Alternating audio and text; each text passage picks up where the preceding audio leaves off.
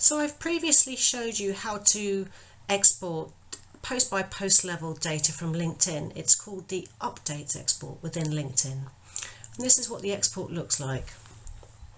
It comes as an Excel spreadsheet and it shows you information such as the content of the post, the link, whether that content was organic or sponsored, who posted it within your organisation, things like the dates, the impressions, and so on. Now, in order to work out the engagement rate on a post by post level, well, LinkedIn does that for you already in this column here. But I want to know the engagement rate for the whole quarter, which is for the period of the export in this document here. So what we do is we auto sum the impressions.